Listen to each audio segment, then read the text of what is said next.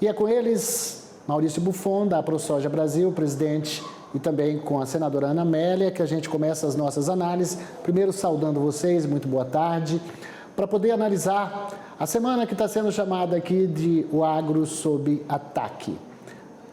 As medidas de importação de arroz e agora a medida provisória do governo com relação à retenção de créditos PIS/COFINS. A senadora Tereza Cristina disse que um cálculo preliminar faz aí uma conta de 29 bilhões de reais em prejuízos para o setor. Como manda o bom figurino, a boa diplomacia, Maurício, eu vou começar com a nossa querida senadora Ana Amélia. Boa tarde, senadora, que bom ter vocês aqui com a gente. A senhora, o que achou de tudo isso, hein? Será que a gente está exagerando? Vão depois que dar uma pancada, entregar a muleta, é assim? Valteno, boa tarde ao nosso presidente da ProSoja e especialmente aos nossos telespectadores que acompanham o Agro Tarde. Valteno, notícia ruim não vem sozinha, viu? Esse é o problema, é o grande problema.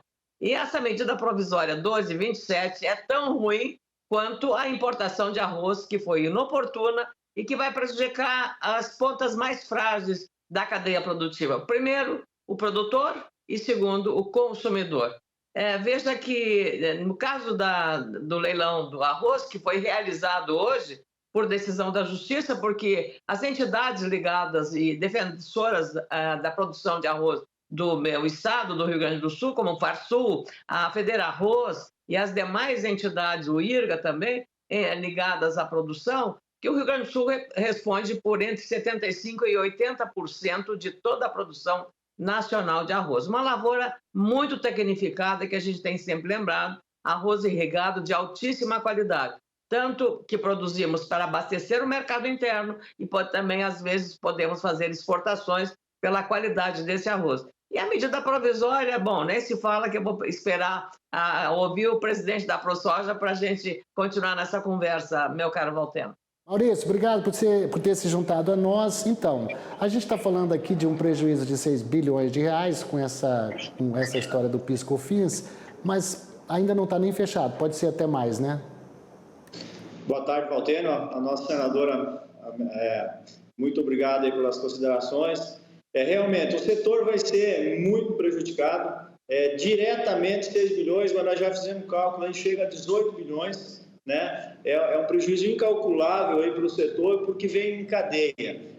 Vai prejudicar tanto a indústria nacional também, quanto as exportações. Não consegue recuperar os seus créditos para baterem em novos impostos. Isso vai trazer um transtorno e diretamente de 4% a 5% no preço final, no faturamento do produtor, vai ser prejudicado. Porque cada vez que uma trade ou uma compradora interna for fazer o seu preço para exportação ou para o mercado, ele vai descontar do produtor rural esse valor para pagar esses tributos. Então, e além de tudo isso, no momento também, ele vai acabar lá na mesa do consumidor. Como no caso do arroz, a mesma história vai acontecer com esse tributo, porque no momento que a produção vai baixando a produção, o preço do alimento se torna mais caro e o tanto defendido alimento mais barato pelo governo federal para chegar na mesa de todos os menos favorecidos, como eles gostam de falar, esse vai ficar mais caro lá no prato do consumidor final. Então, é um pacote do mal aí da semana que realmente o setor está unido para tentar buscar a solução e isso não pode acontecer. A senadora Ana Amélia conhece muito bem a casa, porque ficou lá 8 anos, conhece o que pode acontecer. A sua opinião é muito importante. Qual é a sinalização, eu acho? Assim, tipo, a senhora acha que o Rodrigo Pacheco devolve essa medida? O Congresso inteiro, todo mundo se juntou contra, ela é rejeitada. Qual é a sua análise, senadora? Meu querido Valteno, o que o Maurício Buffon falou é endossado também por outras entidades ligadas à produção de soja ou dos seus derivados, como é o caso da Abiov e da própria CNA.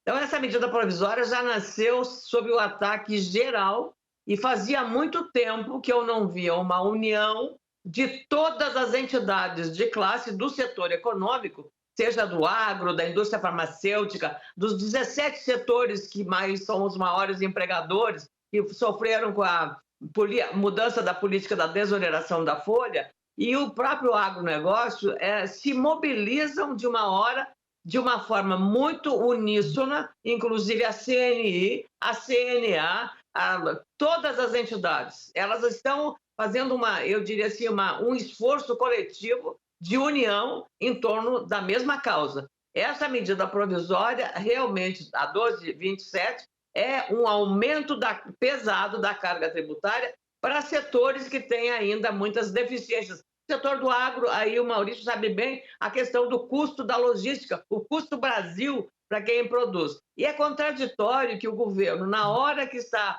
defendendo uma reindustrialização do Brasil, ele venha com uma medida provisória que compromete exatamente aquilo que ele defende, ou que prega, pelo menos, no discurso. Agora, discurso vazio não adianta, tem que ter eficácia.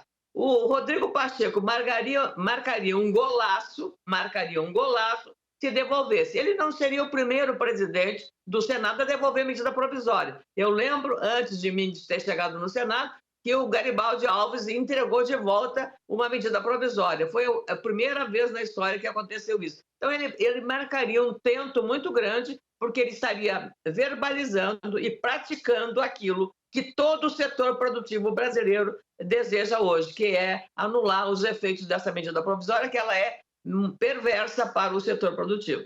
Um desestímulo também, e também um desestímulo, Valter, para quem pretende investir no Brasil, porque cria uma insegurança jurídica. As empresas fizeram a sua projeção de lucro, de comportamento, de tudo que tem que pagar, e de uma hora para outra muda tudo, Valter. Como é que não dá? Realmente a gente tem que ter mais seriedade no trato de uma política econômica com estabilidade, previsibilidade e confiança, Valter.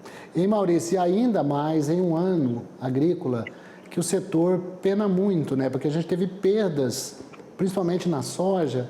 A gente está tendo uma tentativa de recuperação do setor e agora vem essa medida provisória que onera ainda mais.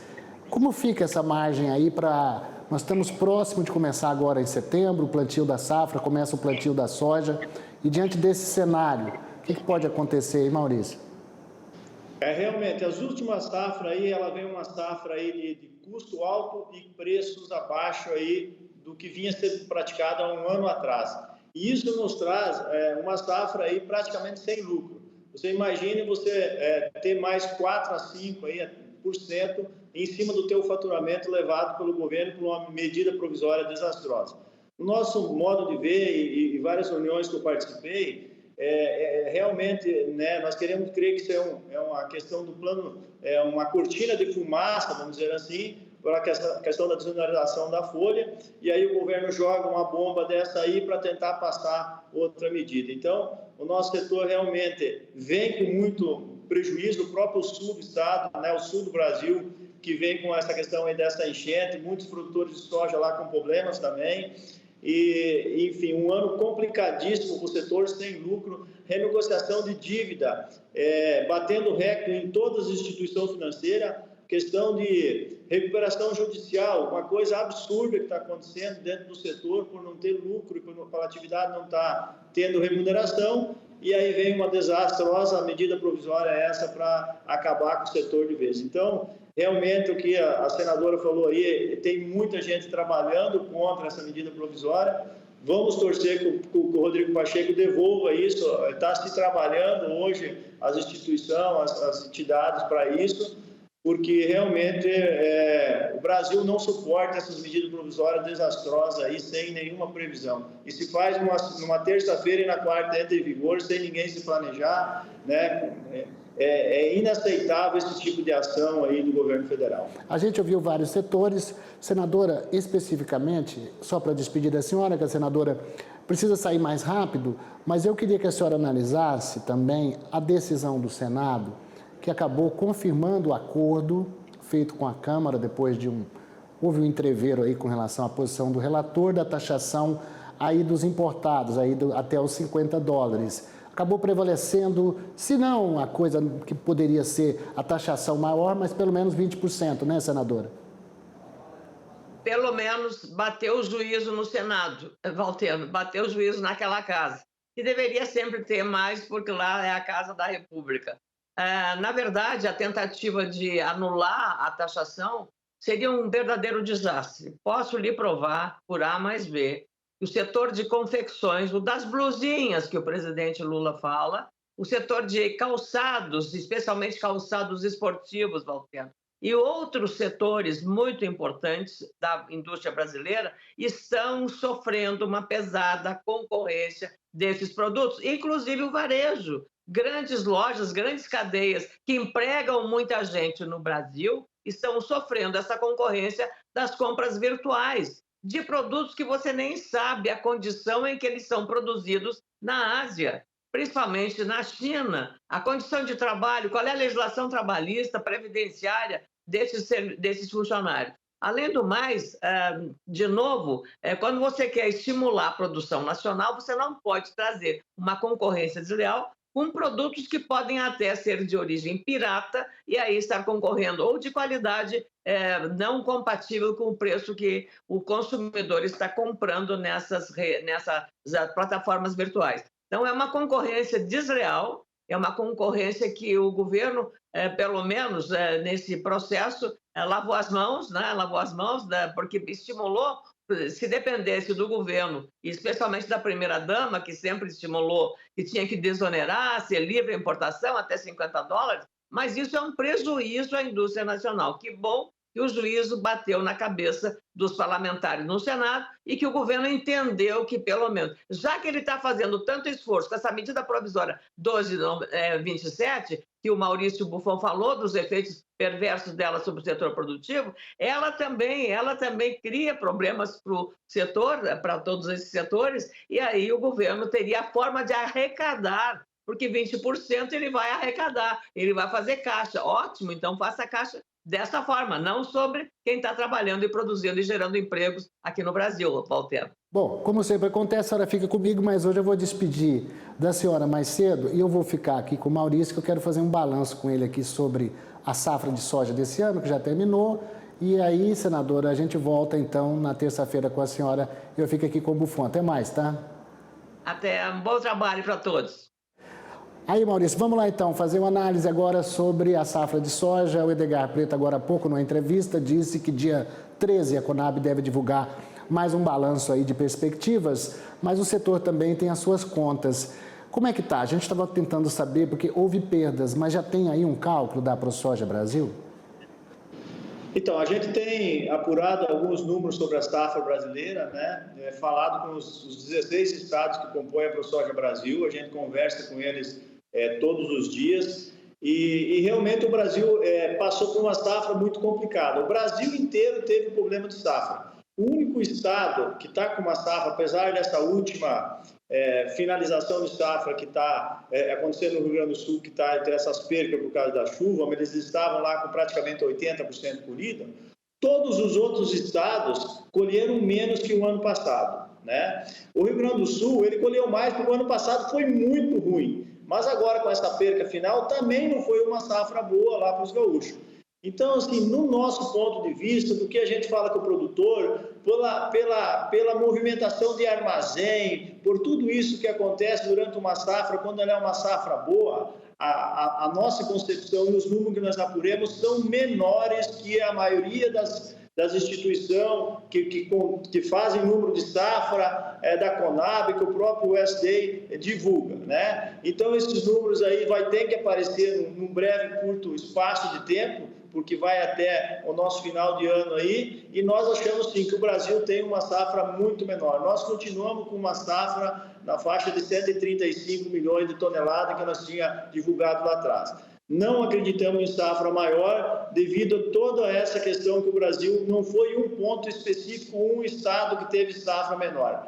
Tanto que se fala já em safra americana muito boa, mas hoje, por exemplo, os números de safra e o mercado puxou em alta, né? Ainda estamos com soja abaixo do custo de produção e precisa que esses números sejam melhorados aí para o produtor conseguir ter rentabilidade, mas a safra vai ser um número que ela só vai se definir e nós sabermos o tamanho dessa safra lá no final de ano, a hora que vai estar se encerrando realmente os embarques no Brasil e chegando a safra nova. Mas nós acreditamos que outubro, novembro e dezembro o Brasil vai passar por um grande aperto de soja, mercado físico disponível interno. Isso, no ponto de vista da ProSoja Brasil, dos produtores rurais, vai acontecer.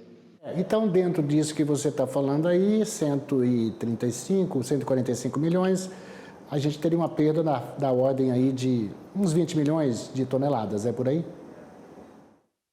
As consultorias mais otimistas falam em 155, nós falamos em 135, dá 20 milhões, mas tem muitas consultorias já falando em 142, 143, quer dizer, estão muito mais próximo do nosso número que algumas. Então, é uma safra com bastante divergência, mas nós reafirmando. O produtor rural, ele está no campo, ele sabe o que uma colheitadeira anda para colher, e sempre que a gente fala, nós não tivemos nenhum estado do Brasil que teve safras muito acima do que teve. E nós não podemos deixar de lembrar que a safra 2022-23, ela foi uma safra muito acima da realidade. Foi aquele ano que os planetas se alinharam com a produção. O Brasil inteiro, com exceção do Sul, teve muita produção agrícola. Coisas muito diferentes que aconteceu nessa última safra, agora 23-24. Então, ainda temos muita coisa para se falar dessa safra, mas são números divergentes e que vai aparecer. Daqui uns dias a gente vai ter essa safra quantificada, a própria Conab reduziu um pouco o seu número de safra, de safra, e a gente acredita sim que o número ainda ele vai ser ajustado para baixo no decorrer dos meses agora. Maurício Buffon, nosso presidente da ProSoja Brasil, muito obrigado pela sua participação e a sua análise aqui no nosso canal AgroMais. Obrigado, amigos. Aí temos à disposição sempre que precisar do canal aí.